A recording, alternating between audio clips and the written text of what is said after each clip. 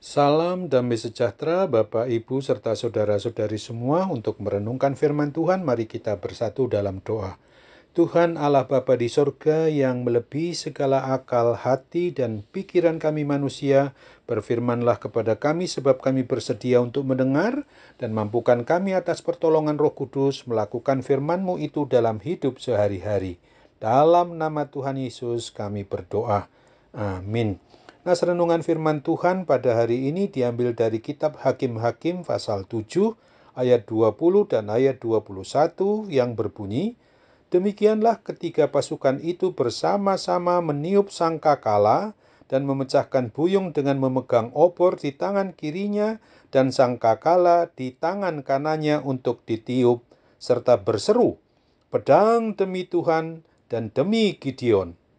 Sementara itu tinggallah mereka berdiri masing-masing di tempatnya sekeliling perkemahan itu, tetapi seluruh tentara musuh menjadi kacau balau, berteriak-teriak, dan melarikan diri."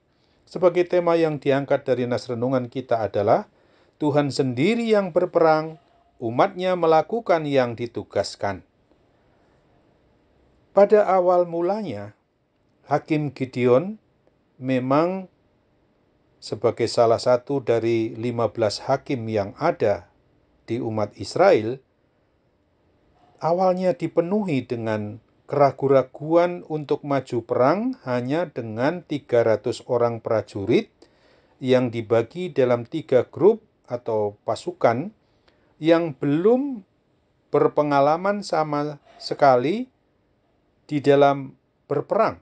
Padahal yang dihadapi adalah sekitar 150.000 orang prajurit, orang Midian dan orang Amalek yang sudah sangat terlatih. Apalagi Tuhan memberikan perintah kepada mereka untuk hanya bersenjatakan terompet, obor, dan buyung tempat air kosong. Untuk itu Tuhan Allah Yahwe mendorong Gideon dan pasukannya yang ragu-ragu itu agar tetap mau maju berperang mengikuti petunjuk Tuhan Allah Yahwe Allah Israel itu sendiri. Akhirnya karena ketaatan dan kesetiaan Gideon dan pasukannya tersebut, maka Tuhan Allah Yahwe lalu membuat semua pasukan musuh itu menjadi panik dan saling bunuh satu sama lainnya. Sekitar 125.000 orang prajurit Midian dan Amalek saat itu mati karena saling membunuh di antara mereka sendiri.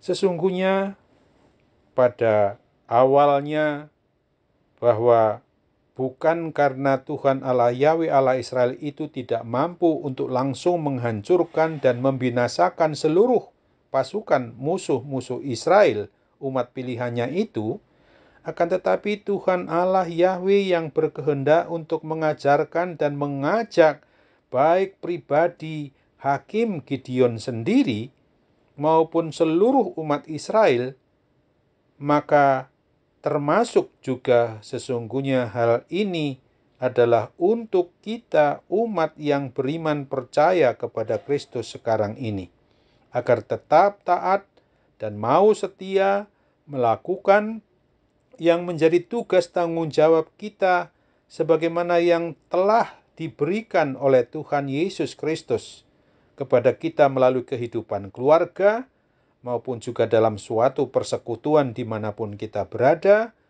Kemudian kita sebagai orang yang beriman percaya kepada Tuhan Yesus, umatnya ini mau dengan sepenuh hati menyerahkan segala persoalan atau permasalahan hidup yang kita alami hanya kepada Dia pula. Maka kita yakin dan percaya Dialah yang akan bertindak untuk memberikan solusi atau jalan keluar guna menyelesaikan semua masalah maupun pergumulan hidup yang sedang dan masih saja tentu akan kita hadapi dengan keyakinan yang pasti, dengan caranya yang maha ajaib itu. Maka Dia akan memenangkan kita dari kuasa apapun juga.